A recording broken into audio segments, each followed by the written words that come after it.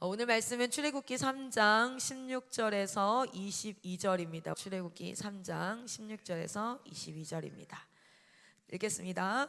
너는 가서 이스라엘의 장로들을 모으고 그들에게 이르기를 여호와 너의 조상의 하나님 곧 아브라함과 이삭과 야곱의 하나님이 내게 나타나 이르시되 내가 너희를 돌보아 너희가 애굽에서 당한 일을 확실히 보았노라. 내가 말하였거니와 내가 너희를 애굽의 고난 중에서 인도하여 내어 젖과 꿀이 흐르는 땅 곧 가나안 족속, 헷 족속, 아모리 족속, 브리스 족속, 히위 족속, 여부스 족속의 땅으로 올라가게 하리라 하셨다 하면 그들이 내 말을 들으리니 너는 그들의 장로들과 함께 애굽 왕에게 이르기를 히브리 사람의 하나님 여호와께서 우리에게 임하셨은즉 우리가 우리 하나님 여호와께 제사를 드리려 하오니 사흘 길쯤 광야로 가도록 허락하소서 하라. 내가 아노니 강한 손으로 치기 전에는 애굽 왕이 너희가 가도록 허락하지 아니하다가 내가 내 손을 들어 애굽 중에 여러 가지 이적으로 그 나라를 친 후에야 그가 너희를 보내리라. 내가 애굽 사람으로 이 백성에게 은혜를 입게 할지라. 너희가 나갈 때에 빈손으로 가지 아니하리니 여인들은 모두 그 이웃 사람과 및 자기 집에 거류하는 여인에게 은폐물과 금폐물과 의복을 구하여 너희의 자녀를 꾸미라. 너희는 애굽 사람들의 물품을 취하리라. 아멘. 아멘. 우리가 출애굽기 말씀을 보면서 출애굽이라는 단어는 엑소더스라는 뜻이에요. 엑소더스라고 하는데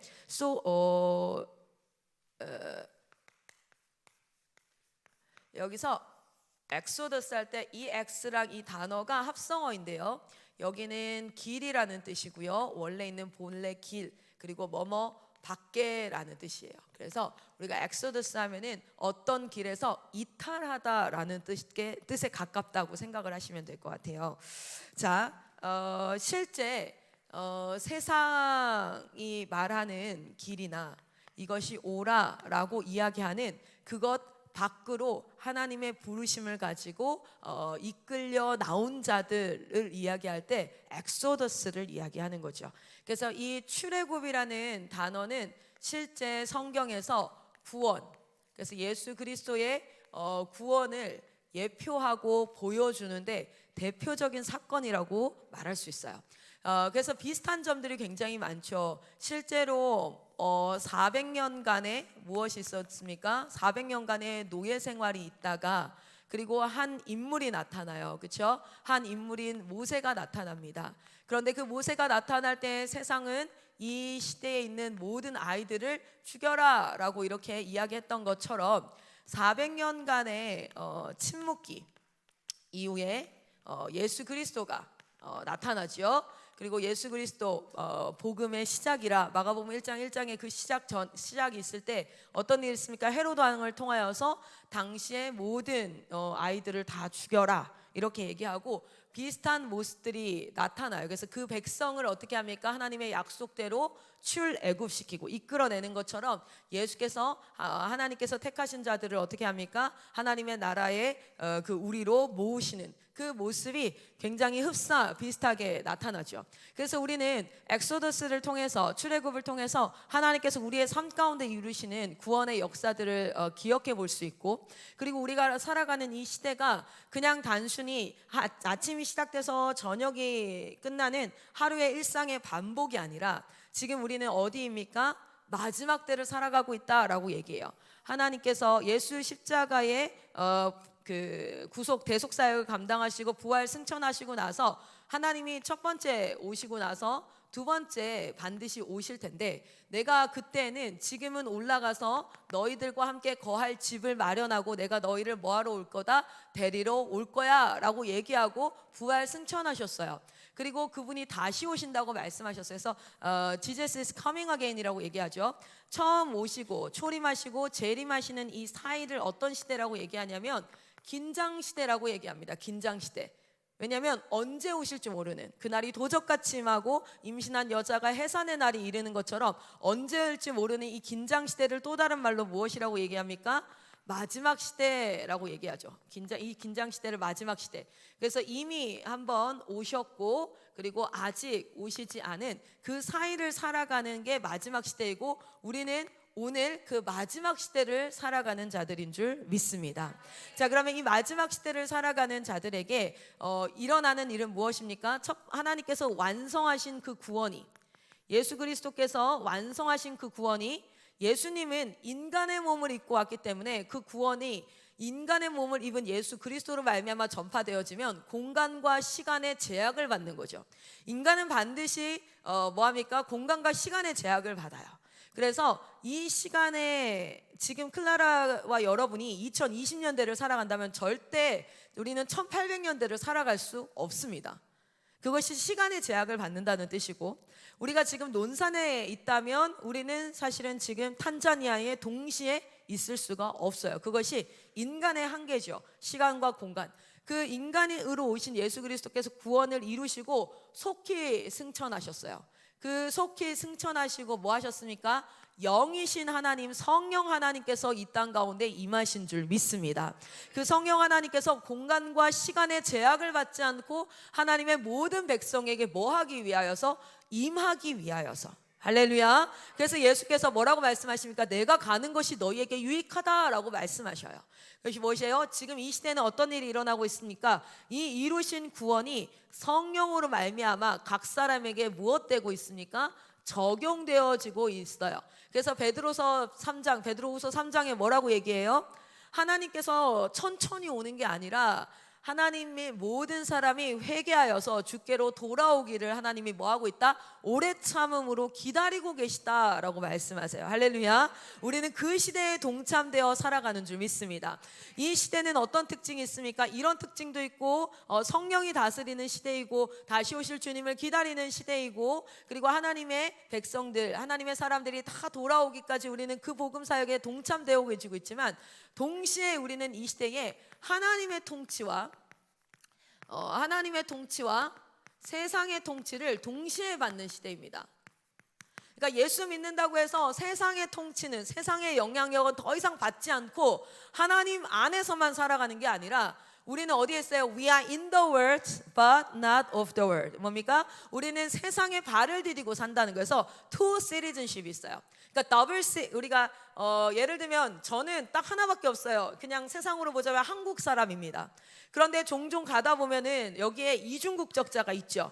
이중국적자는 어디에 속했다는 거는 뭡니까? 그 나라의 혜택도 받을 수 있지만 그 나라의 사람들은 반드시 해야 될 책임과 의무가 있어요. 그것을 해야 되죠. 그래서 한국 사람이냐 미국 사람이냐 시민권이 두 개일 때는 의무를 택할 때, 나이가 왔을 때, 미성년이 아니라 의무를 수행해야 되는 나이, 대표적인 의무가, 대한민국의 대표적인 의무가 뭡니까? 모든 나라는 세금 납부의 의무가 있어요. 모든 나라는. 근데 그 세금이 어떤 나라에는 속하느냐에 따라서 어떤 나라는 자기 소득의 20%를 내고 어떤 나라는 자기 소득의 50%를 냅니다. 그건 무엇으로 결정되어져요? 내가 어느 나라 소속인가에 따라서 결정되어지죠. 그리고 대한민국은 여전히 뭐가 있습니까? 국방의 의무가 있습니다. 그래서 대한민국 사람이 되면은, 남자일 때에는 만 18세가 지나고 나면 뭐 해야 돼요?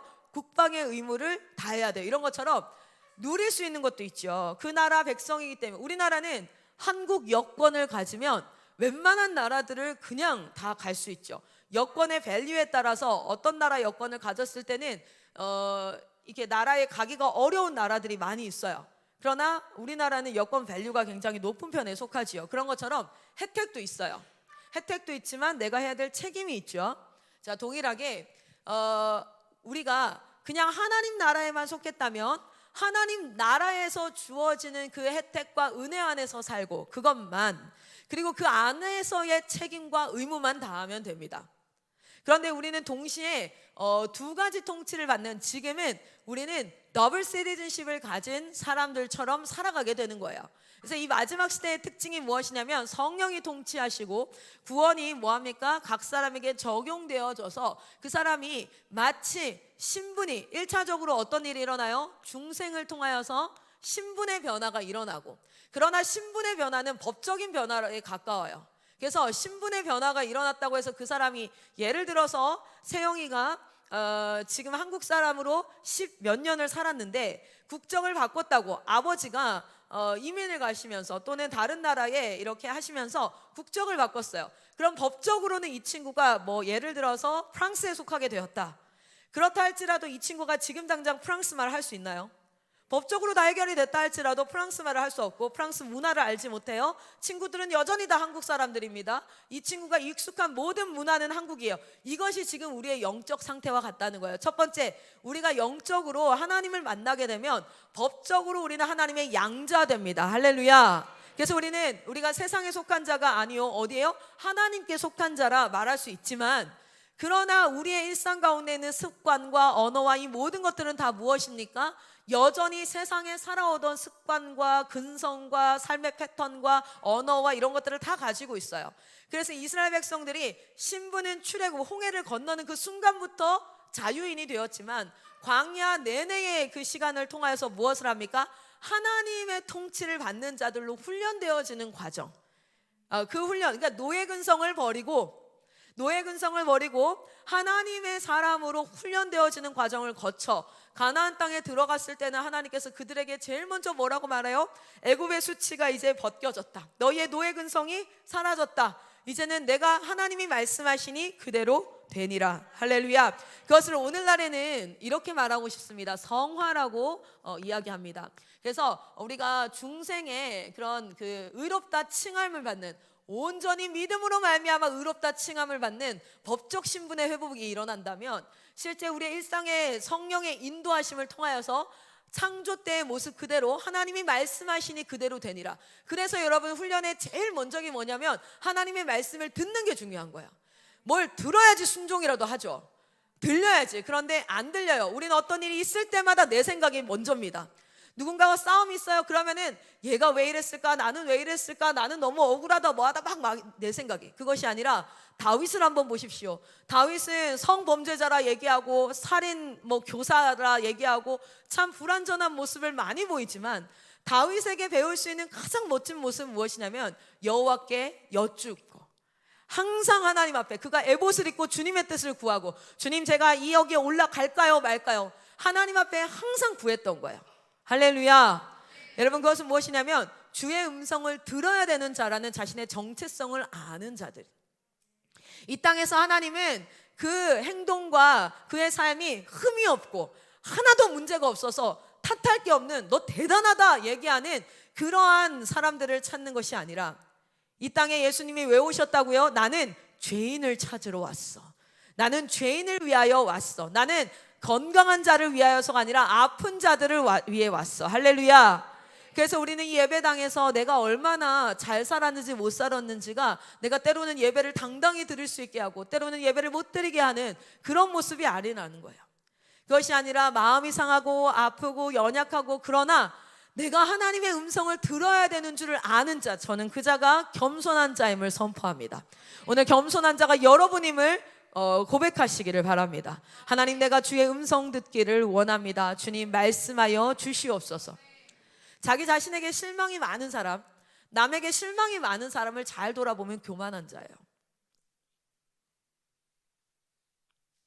자기 자신에게 실망이 많고 남에게도 실망이 많은 자를 잘 돌아보면 교만한 자예요. 교만한 자는 나 잘났어 라고 잘난 척하는 자가 아니라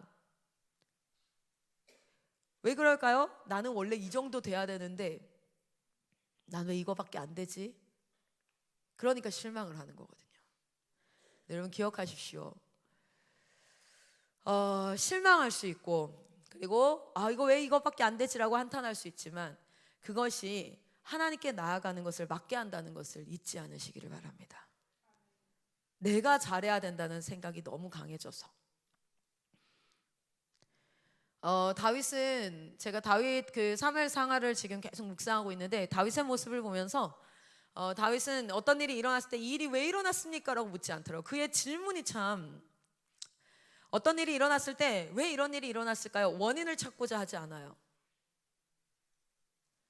원인을 찾고자 하면 자기 자신의 잘못도 있을 것이고 자기 부하들의 잘못도 있을 것이고 상황과 환경의 잘못이 있겠죠. 근데 원인을 찾고자 하지 않고 그는 항상 묻습니다. 하나님 이 일을 어찌해야 합니까? 일어난 일을 앞으로 내가 어떻게 해야 됩니까? 그것은 무엇을 얘기하냐면 이 일이 일어나면은 자기가 하나님 앞에 묻지 않았음의 원인 자기 안에 있을 거예요. 그러나 지금 이 순간이라부터라도 최대한 빠르게 하나님의 음성을 듣는 자리로 속히 나아갑니다. 우리가 문제가 있을 때 일이 왜 일어났을까라는 고민을 하고 있으면 내 안에서 계속 생각이 되어져요. 내가 기도하지 않았어. 내가 이렇게 했어. 내가 누군가를 사랑하지 못했어. 내가 뭐 했어. 근데 그것이 잘 보면 문제 해결을 하는 여러 가지 방법 중에 하나가 과거를 돌아보는 것도 있겠지요. 그러나 제일 먼저 우리가 해야 될 자세는 무엇입니까? 주님, 말씀하여 주시옵소서. 주의 종이 듣겠습니다. 이 문제가 왜 일어났어요? 하나님의 음성 듣지 않았기 때문에 일어났는데, 근데 여전히 하나님의 음성을 구하지 아니하고 왜 이런 문제가 일어났을까? 여전히 나는 내 삶에 내가 주인 되겠다라는 그런 선포가 아니라 우리가 하나님 앞에 그렇게 나아가기를 소망합니다. 이렇게 이제 이 마지막 때를 살아가는 이 가운데 우리는 이 말씀을 보면서 이 시대에 하나님께서 정말 하나님의 통치가 임하게 하는, 우리는 사도 바울도 고백합니다. 내 안에는 두 법이 있어요. 그래서 내 마음으로는 정말 하나님을 따라가고 싶은데 내 육신은 마치 사망의 몸과 같이 그렇지 않아요. 뭐 이렇게 얘기하거든요. 우리 로마서 7장에 보면, 그러니까 두 가지 통치가 동시에 있어요. 그러나 이 통치 가운데 우리는 누구의 통치를 받기로 선택합니까? 우리는 믿음으로 하나님 앞에 선택합니까? 하나님의 통치를 받기를 믿음으로 선택하는 것이 믿음의 여정인 줄 믿습니다. 여러분이 어떤 문제를 만나고 오늘 하루를 살면서도 내가 주인 되기가 굉장히 쉽고 그냥 일상적으로 반복적으로 하던 일이니까 내가 고민하고, 그래서 이게 시그널이, 내가 주인 됐다라는 시그널이, 가장 큰 시그널은 뭡니까? 구원의 기쁨을 잃어버리는 거예요. 기쁨이 사라진 삶은 내가 주인 된 삶의 가장 큰 특징입니다. 하나님이 주인 된 삶을 살아가시기를 축복합니다. 오늘 여러분 삶 가운데 먹어야 기쁘고, 또는 새로운 옷을 사야 기쁘고, 누군가가 나를 칭찬해야 기쁘고, 어떤 원인 있는 기쁨이 아니라, 그 원인 있는 기쁨은 원인이 없다면 슬프겠지요. 기쁘지 않겠지요. 그러나 원인 있는 기쁨이 아니라 그냥 예수 그리스도 안에 살아감 그 자체 안에서 오는 자족함의 기쁨이 있기를 소망합니다. 주님이 나의 삶의 주인이라는 것에 기쁨이 있기를 소망합니다. 그렇게 하나님의 통치가 임하는 이 마지막 시대를 살아가는 건, 여러분 잘 보세요. 얼음이 꽉꽉 얼어 있어요. 호수에 그 얼음이 얼어 있는데 두 사람이 갑니다. 그 얼음을 건너서 이제 도착을 해야 돼. 근데 얼음 그 강을 건너야 돼요. 무조건 건너야 돼요. 저 뒤에 뭐 누가 쫓아오나 보지. 하여튼 무조건 건너야 돼. 두 사람이 건너는데 A라는 사람은 너무 두려워가지고 막, 하여튼 내가 빠져 죽으면 어떡하지? 이게 얼음이 덜 얼었으면 어떡하지? 하면서 두려워서 진짜 막 간을 벌벌 떨면서 건너가. 그리고 한 사람은 어차피 건너야 되고 가다가 죽으면 어쩔 수 없고, 에라 모르겠다, 가자, 이렇게 막 건너가요. 둘이 그 얼음을 건너가는데 마음이 어떨까요? 전자의 사람은 아주 고통스러울 거예요. 후자의 사람은 전자의 사람보다는 고통스럽진 않을 것 같아요. 여러분 잘 보세요. 어차피 걸어가야 될 길이에요. 어차피 걸어가야 될 길. 그러나 그 길을, 똑같은 길을요, 똑같은 얼음길을 걸어가는데 어떤 사람은 두려움에 벌벌 떨면서 또는 걱정과 근심으로 가득해서 걸어갈 수도 있고, 어떤 사람은 그냥 담대하게 걸어갈 수도 있어요. 여러분 우리의 인생길도 비슷한 모습입니다. 우리의 인생길도 보면은 하루를 어떻게 살아가느냐에 따라서, 하루를 어떻게 살아가느냐가 실질적으로 얼음이 불안정하고 우리가 걸어가는 길이 힘들고를 떠나서 우리의 마음이 어떠한가에 따라서 실제로 많이 달라져요. 여러분 이 마지막 시대를 살아가면 우리는 고통 가운데 있긴 해요. 왜요? 하나님의 통치와 세상의 통치가 우리 안에서 두 법이 엄청나게 싸우거든요. 영적 전쟁 가운데 살아갑니다. 그리고 우리 이 세상의 통치가 그냥 아주 그 우아하고 제너럴하게 이렇게 우리한테 하는 게 아니라, 그 점잖게 이렇게 하는 게 아니라, 우는 사자와 같이 언제 우리 목덜미를 쥐어뜯고 난리를 칠지 몰라요. 여러분 은혜 받았다 하지만 우리가 선줄한즉 넘어질까 두려워하라. 여러분 어느 순간에 내가 정신도 못, 내가 정말 은혜를 누리다가 말 한마디에 목덜미를 물린 것처럼 피를 토하면서 자리에 쓰러지기도 해요. 왜 실족이라는 표현을 썼겠습니까? 실족이 뭡니까? 다리를 잃어버렸다는 뜻이에요. 걸어갈 힘을 잃었다. 이 다리가 잘렸다라는 뜻이에요. 난 이제 더 이상 못 걸어가겠다. 그게 우리가 이렇게 표현하는 거예요. 믿음의 길을 가다가 난 실족했다. 뭡니까? 다리를 잘라버리는 거예요. 그렇게 두 통치가 동시에 임하는 이 때를 살아가는데, 이 때를 우리는 어떻게 살아갈 수 있냐면 하나님의 통치가 우리의 삶 가운데 충만하게 임하여서 능력의 삶을 살 수 있습니다. 할렐루야. 또는 세상의 통치가 우리의 삶 가운데 충만하게 임하여서 불안과 두려움의 노예의 인생을 살 수도 있습니다. 똑같은 인생을 걸어갈 것이라면 여러분 기억하세요. 출애굽 딱 해가지고 가나안 땅 딱 앞에 섰을 때, 가나안 땅에 딱 들어와서 하나님이 제일 먼저 하신 건 여리고성을 친 게 아니에요. 승리를 주신 것이 아니에요. 그곳에서 제일 먼저 하신 건 하나님이 하나님의 율법을 선포하십니다. 하나님의 말씀을 선포하십니다. 그리고 뭐 하십니까? 에발산과 그리심산에 6지파 딱 세워놓고 뭐래요? 너희 앞에 항상 이 두 가지가 있을 거라고 말해요. 마치 선악과 앞에 서 있는 것처럼 인생은 뭡니까? 선택의 결과를 먹고 살아가는 거예요. 우리가 어떻게 하기로 선택하는가? 여러분 말씀을 믿는 믿음으로 선택하시기를 소망합니다. 일상의 삶이 기쁜 요소가 있어서 기쁜 것이 아니라 하나님이 나와 함께 하시기 때문에 이미 기쁨을 우리는 쟁취하였습니다. 할렐루야. 두려운 일이 생겨요. 어려운 일이 생겨요. 뭐 저는 인생을 안 살고 여러분만 인생을 사는 거 아니기 때문에 저도 두려운 일이 생기고 머리 아픈 일이 생기고 힘든 일이 생기지만 제가 인생을 살면서 느낀 건 일이 얼마나 힘들고 어려우냐가 중요하지 않아요. 항상 힘들고 항상 어렵기 때문에. 그러나 내가 하나님과 얼마나 가까이 있고 내가 하나님의 음성을 듣고 있을 때는 온유하고 지혜롭고 그리고 이 문제들을 굉장히 잘 해결해 갈 수 있습니다. 그런데 그렇지 않을 때에는 너무너무 힘들어요. 왜 이렇게 힘든 거야? 이렇게 돼요. 그리고 중요한 건 머리로는 이렇게 해야 된다는 걸 알겠어요 이제. 그러나 그게 되지 않는 나 자신 때문에 더 힘들어요. 그때는 내가 문제가 있는 게 아니에요. 그때는 뭡니까? 내가 하나님께 나아가야 될 신호인 줄 믿으시기 바랍니다. 이렇게 이 출애굽기를 통해서 우리가 많은 그걸 보는데, 출애굽기 1장에서 여러분 우리가 기억합시다.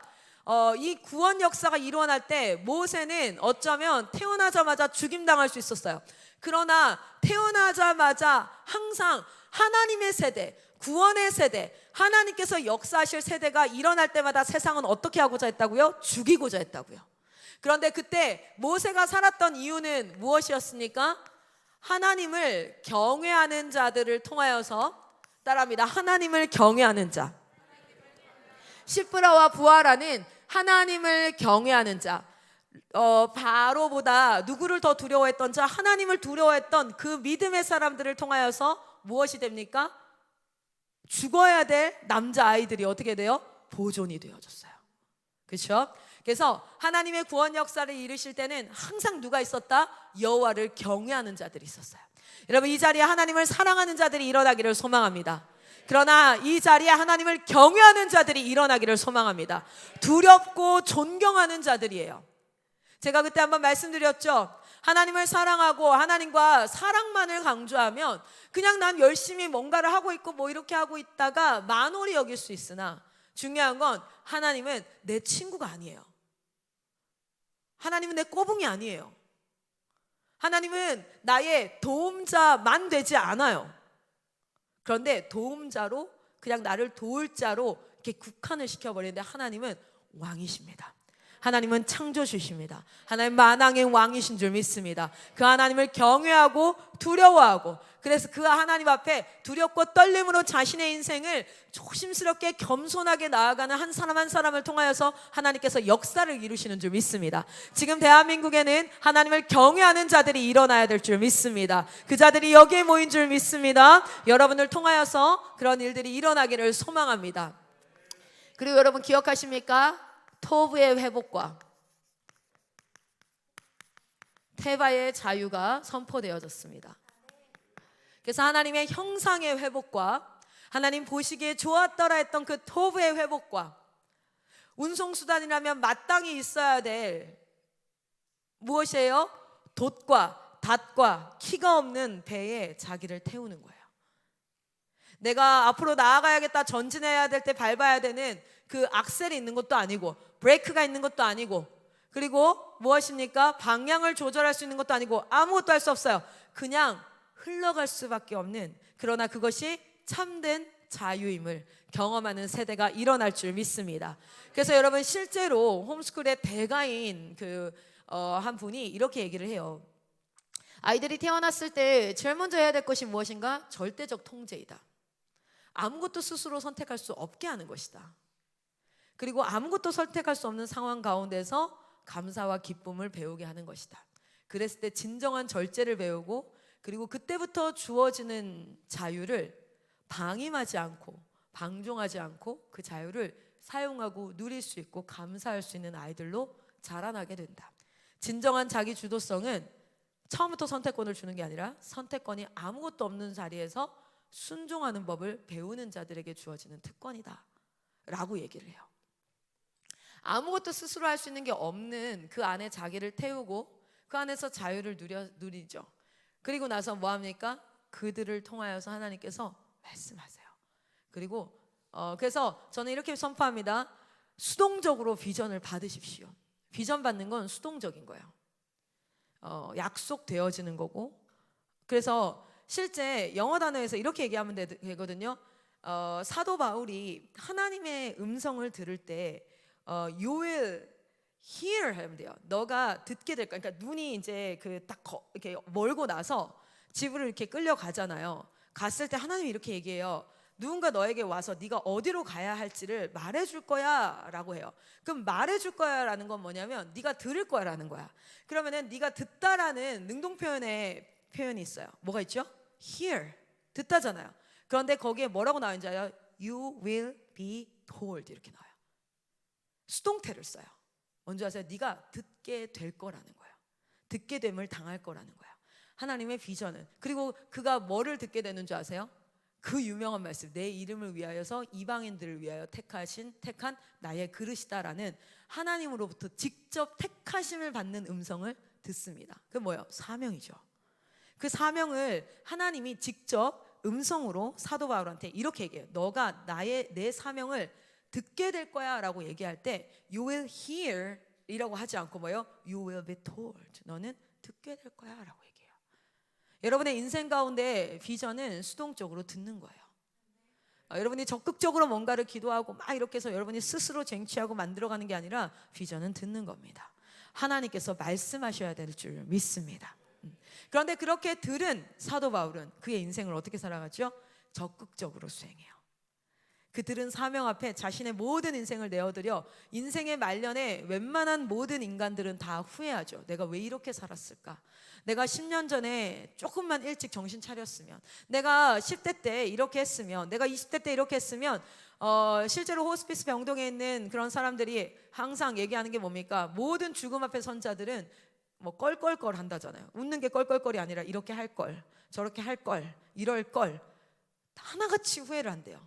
그런데 사도 바울은 인생의 말년에 뭐라고? 나는 나의 달려갈 길을 다 받았고 내 인생 끝에 우리 주님께서 의의 면류관을, 생명의 면류관을 내게 주실 것이다. 그 고백은 진짜 너무 멋지고 진짜 아름다운 고백이죠. 왜냐하면 수동적으로 그는 하나님 앞에 들었어요. 그러나 그 들은 비전 앞에 아주 적극적으로 능동적으로 뭐 했습니까? 자신의 인생을 살아냈습니다. 그가 그렇게 살아낼 수 있었던 이유가 뭡니까? 들었기 때문에 그래요. 그래서 여러분, 우리가 중요한 것은 하나님 앞에 듣는 것인 줄 믿습니다. 우리 하나님께서 지금 선포하고 계세요. 뭐라고요? 나는 이 세대를 통해서 대한민국의 부흥을 일으키실 거라고 말씀하고 계세요. 할렐루야. 여러분이 그것이 클라라의 설교로 들리지 않고, 오늘 이 아침에 그냥 하나의 컨텐츠로 들리지 않고, 오늘 내가 너를 불러서 이 말씀을 듣게 함은 내가 너를 통하여서 너가 이 땅에 경외하는 자로 하나님의 사람으로 쓰임받을 것이라는 하나님의 음성으로 들리는 자들이 있는 줄 믿습니다. 여러분, 우리의 사역은 그냥 해야 하니까, 마땅히 해야 될 바니까 이거 안 하면 안 되지 라는 것에서 온 것이 아니에요. 하나님께서 지금 이 대한민국에 새로운 부흥의 물결을 일으키고 계신 줄 믿습니다. 그 새로운 물결 가운데 저는 지금도 이 사역을 그만둬야 될 수백만 가지 이유를 가지고 살아요. 하고 싶지 않은 여러 가지 마음들을 가지고 삽니다. 오늘 이 아침에 이 마이크를 잡기까지도요. 그러나 그 모든 인간의 이유를 다 제하고 하나님이 이 일을 하시겠다 하면 하시는 것인 줄 믿습니다. 그래서 여호와를 경외하는 자, 그리고 토브의 회복과 테바의 자유가 누려지는 훈련의 기간이 세워지죠. 그리고 하나님께서 무엇 하셨습니까? 떨기나무 앞에서 타지 않는, 손상되어지지 않는 그 떨기나무 불 앞에서 누구를 부르세요? 모세를 부르세요. 그리고 우리가 지난 시간까지 이 말씀을 같이 나누어 왔습니다. 그리고 중요한 것은 무엇이었습니까? 모세가 질문했죠. What's your name? 사람들이 나에게 물어볼 거예요. 너에게 그 말을 한 신의 이름이 무엇이냐라고 물어볼 거예요. 그러면서 하나님이 무엇을 말씀하세요? 너희가 영원히 대대로 기억할 나의 이름은 I am who I am. 그 말씀은 사도행전 9장과 이어서 사도 바울을 부르셨던, 자기가 누구인지를 말씀하셨던 그 말씀까지 같이 한번 나눴습니다. 여러분, 오늘 말씀을 보십시오. 오늘 말씀에 단순히 우리 하나님은 지금 이스라엘 백성들이 너무너무 고생하고 힘들고 울부짖고 신음소리가 나니까 불쌍해서 내가 너희를 구원할 거야 라고 말씀하시는 게 아니죠. 뭐라고 말씀하십니까? 오늘 우리 이 말씀을 한번 보겠습니다. 여기 한국말에는 그냥 17절 말씀을 볼게요. 한국말에는 뭐라고 나왔냐면 이렇게 나와 있어요. 그냥 내가 말하였거니와 이렇게 나와요. 내가 말하였거니와. 그런데 실제 여러분이 NIV를 보든지 ESV를 보는지 모르겠어요. 저는 원래 ESV를 보는데 오늘은 대다수 NIV를 볼 것 같아서, 그리고 영한 성경이 있으면 좋고요. 영한 성경을 항상 가져오셨으면 좋겠어요. ESV 버전으로 있는 성경이 있으면 그게 제일 좋고요. 아니면 집에 있는 뭐 NIV 버전도 괜찮습니다. NLT 버전도 괜찮고요.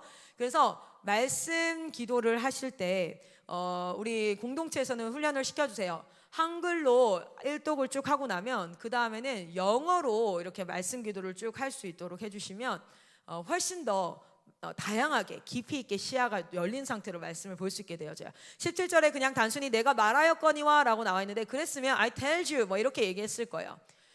그런데 I told you 이렇게 얘기했을 텐데 거기에 뭐라고 나오냐면, 같이 한번 있는 분들은 읽어보도록 하겠습니다. 시작.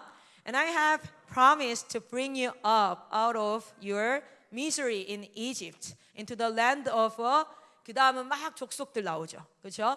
자, 여기 보면 이렇게 나와요. 내가 너에게 말했거니와 라는 거, 하나님이 말씀하시는 것을 이퀄 뭐라고 나옵니까? I have promised. 내가 너에게 have pp는 뭐예요? 현재 완료예요.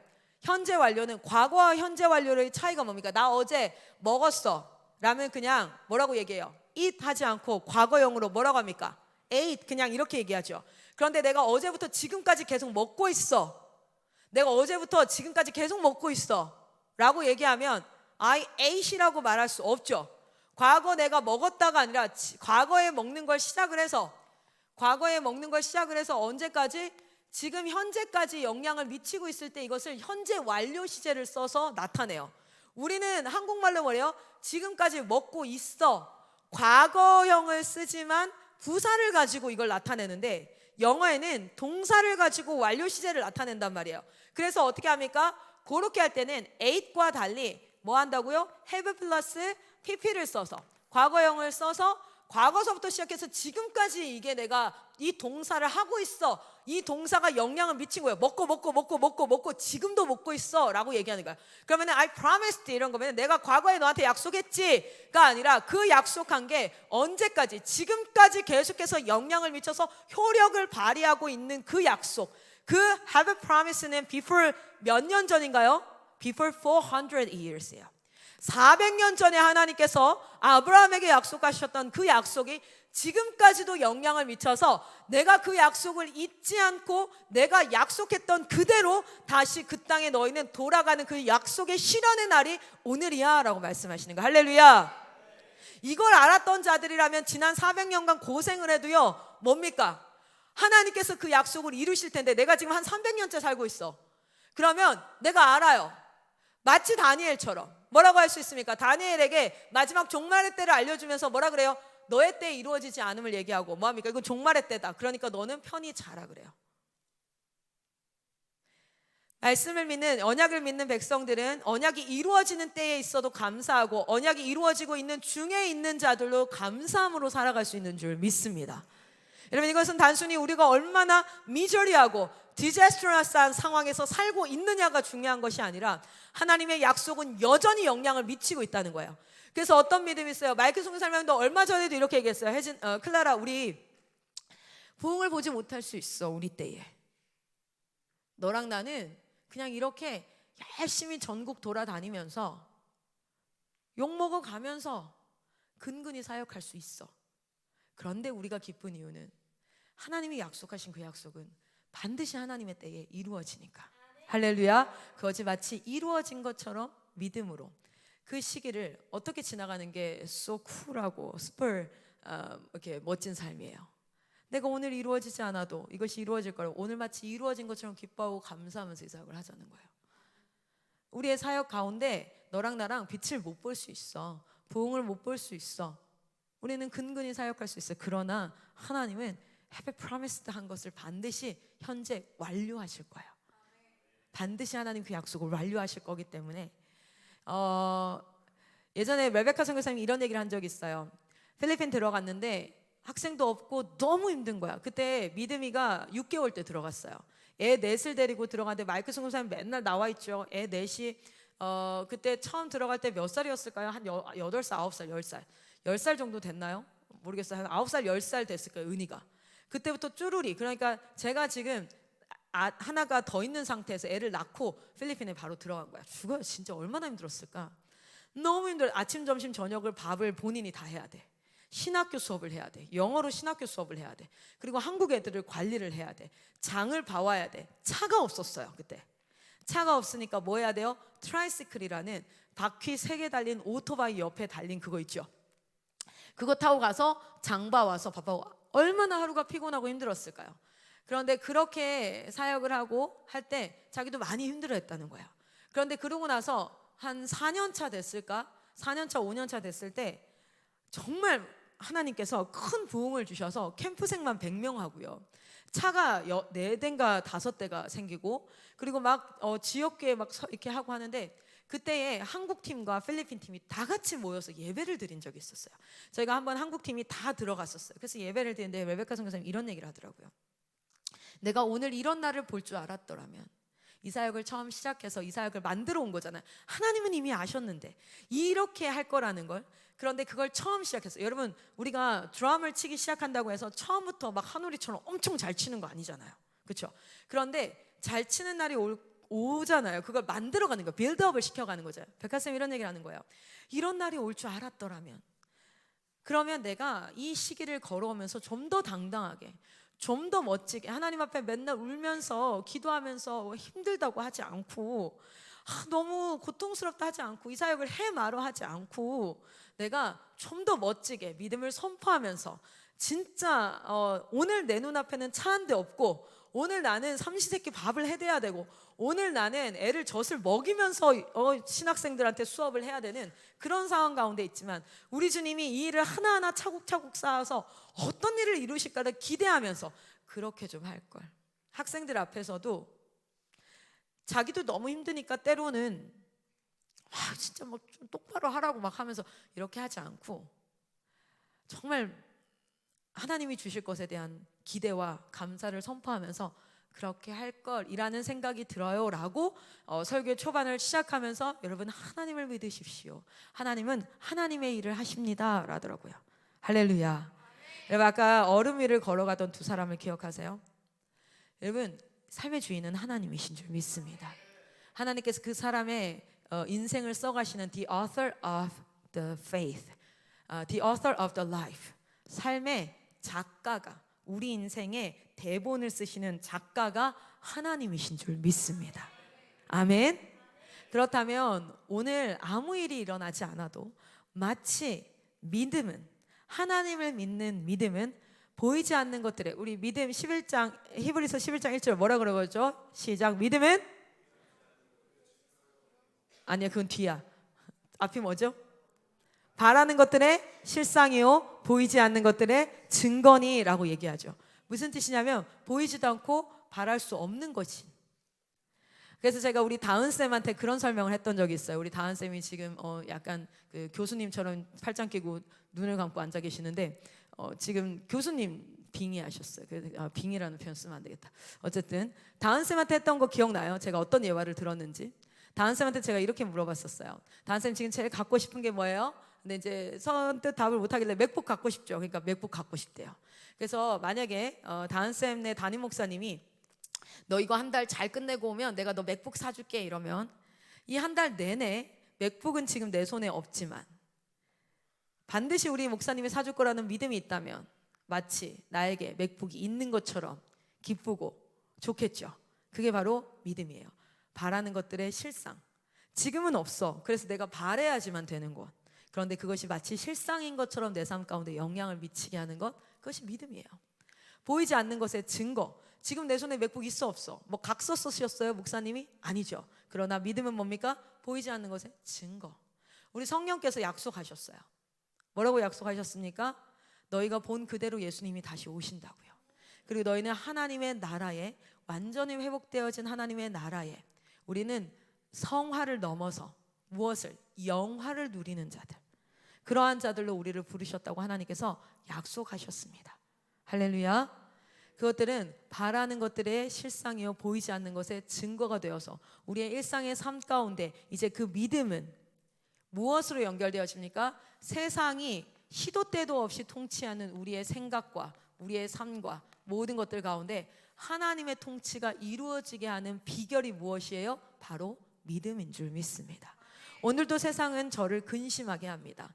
걱정하게 합니다. 이대로 가도 괜찮을까? 이 공동체는 괜찮을까? 나는 제대로 된 인생을 살고 있는 것일까? 나는 이렇게 하고 이걸 제일 잘 표현한 노래가 제가 그 예수님 믿기 전에 연예인들 좋아할 때 연예인들 많이 안 좋아했는데 유일하게 팬클럽까지 등록했던 그래서 제가 G.O.D의 3기 팬클럽 아니겠어요? 드림 콘서트 맨 앞자리 가가지고 미친년처럼 막 이틀 밤 새가지고 들어가서 앉아가지고 나중에 알게 됐지만 대학교 때 CCC 순정으로 함께 활동했던 3명이 앉아서 막 옛날 얘기하다가 제가 G.O.D 3기 팬클럽이었다는 얘기를 했는데 제 친구도 3기였고 얘도 3기였던 거예요. 알고 보니 우린 같은 드림 콘서트에 갔었어요. 같은 애 자리는 달랐지만 하나님이 하늘에서 보시고 얼마나 웃기셨을까. 쟤들이 나중에 대학생 때 예수 만나서 CCC 순장으로 만날 텐데 알고 계시면서 얼마나 귀여웠을까 이런 얘기를 했는데 어쨌든 그 그룹에서 길이라는 노래를 발매했어요. 그렇죠?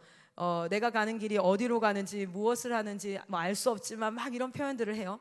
그런데 실제로 그것이 인생을 나타내는 표현과 같아요. 그런 두려움을 줍니다. 나 잘하고 있는 게 맞나? 이 길이 맞나? 이렇게 가는 게 맞나? 이게 아니면 어쩌지? 여러 가지 세상의 통치가, 염려가 저 사람이 나를 싫어하면 어떡하지? 여러 가지가. 그런데 여러분 믿음은 하나님의 통치가 임하는 무엇입니까? 통로입니다. 할렐루야.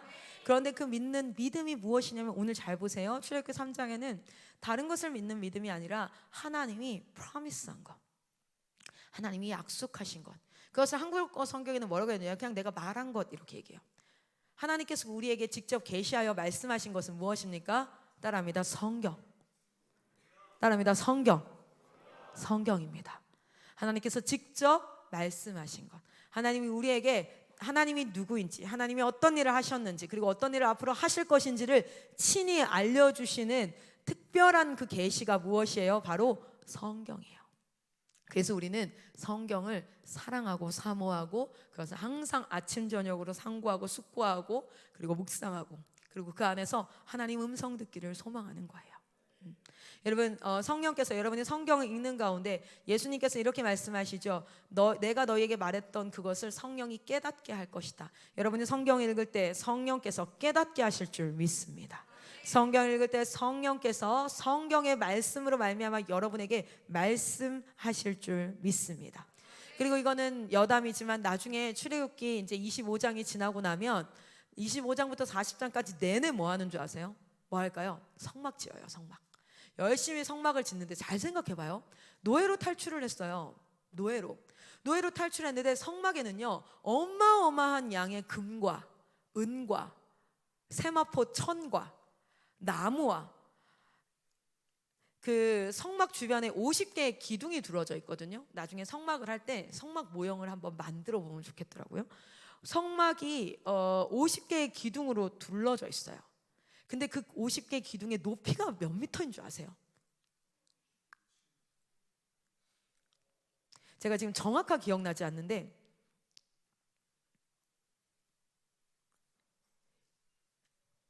이 그림은 기억난다. 성막 공부한 사람 기억나요 혹시? 이게 어느 정도 될까? 제가 알기로는 15m인가 20m라고 아는데 여기에 사람이 제사장이 서 있어요. 요 정도예요. 그러니까 기둥이 이만해요.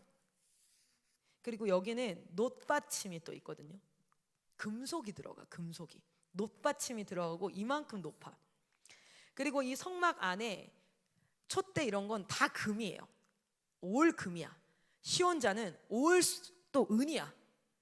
그리고 이제 이 세마포에다가 자색, 홍색 실을 막 해가지고 술을 다 놓고, 대체 이건 어디서 났을까요?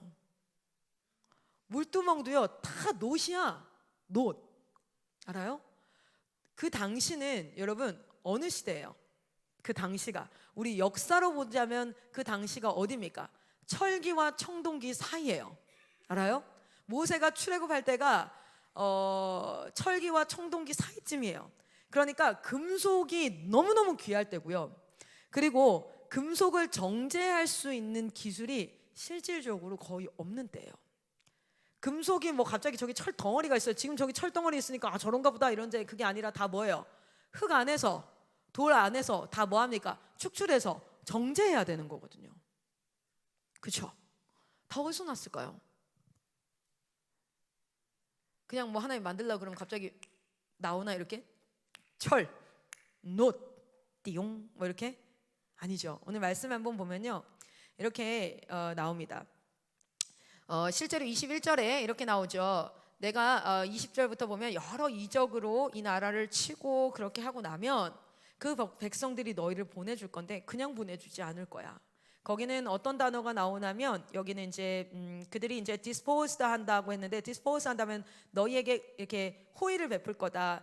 favorably하게 dispose 너희가 그것을 받을 만한 자격이 있게 할 텐데 so that when you leave you will not go empty-handed. 너는 거기를 네가 떠날 때에 빈손으로 떠나지 않게 될 거고 every woman is to ask her neighbor and any woman living in her house for article of silver and gold and for the clothing 이런 것들을 뭐 할 거다?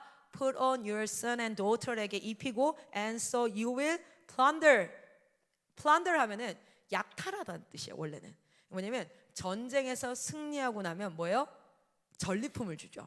그 전리품을 취하다라는 뜻이 plunder이에요. 그래서 너가 그 영적 전쟁 가운데 하나님께서 승리하게 하실 것이고 그리고 와서 그 승리하면 그 땅에서 너는 전리품을 가지고 올 텐데 그 전리품 안에 뭐가 있냐면 실버, 골드. 그 당시가 이집트가 뭡니까? 가장 강대한 나라.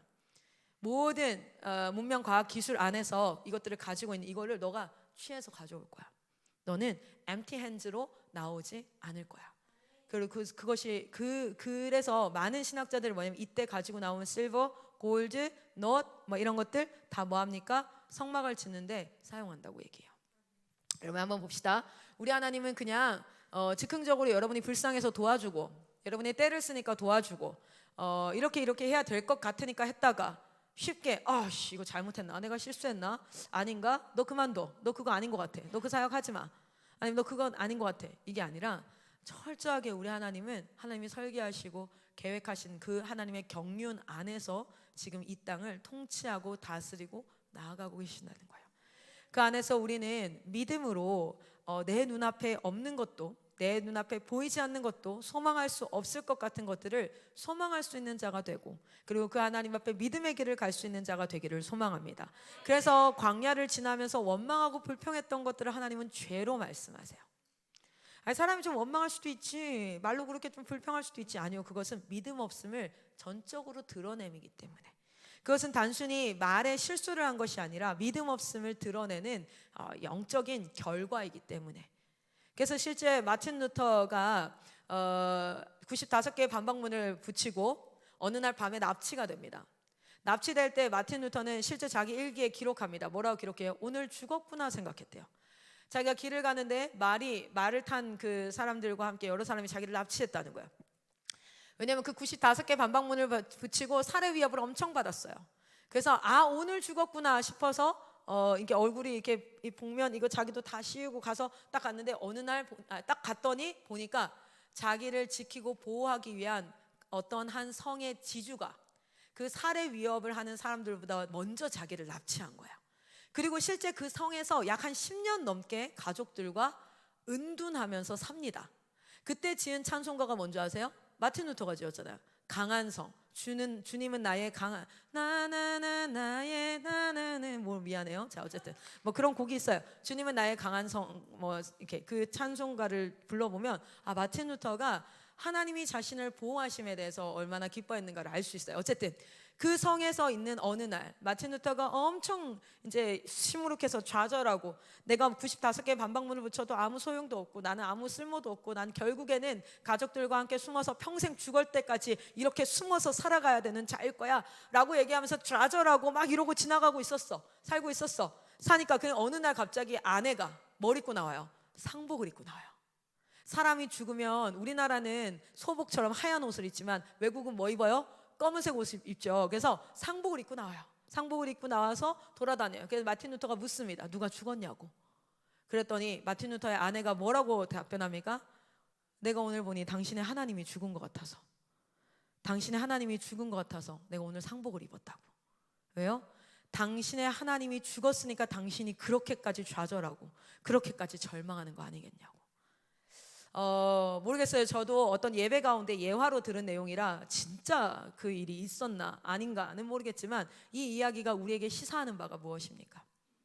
우리가 절망하고 좌절하는 것은 이제 답이 없다, 난 더 이상 할 수 있는 게 없다 할 때 절망합니다. 낙망합니다.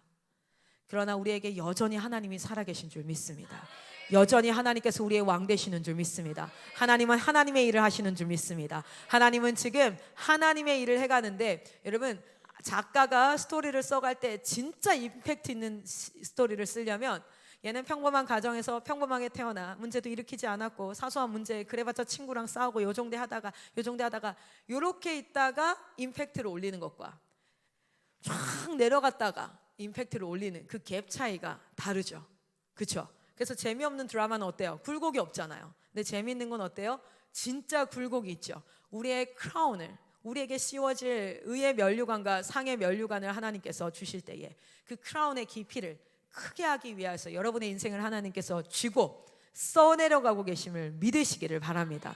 그 안에서 믿음으로 반응하시기를 소망합니다. 하나님 앞에 어느 자리에서든지 간에 믿음으로 반응하시기를 축복합니다. 오늘 아주 일상의 하루가 시작될 것이고 반복되는 시간표가 시작되어질 것이고 여러분이 어제도 했었고 그저께도 했었던 것들을 오늘도 할 것입니다. 그러나 그 자리에서 하나님께서 지금 여러분의 인생을 빌드업하고 계신다는 것을 잊지 마십시오. 그리고 하나님의 구원 역사가 쓰여져 가고 있다는 것을 잊지 마십시오. 내일 4장부터는 본격적으로 하나님이 이루실 구원 역사가 어떤 역사인지를 하나님이 여러 가지 이 손에 문둥병과 뭐 뱀 만드는 거 뭐 여러 가지를 통하여서 뭐 하세요? 말씀하기 시작하세요. 그 의미들이 여러분의 삶 가운데 더 깊이 깨달아지기를 소망합니다.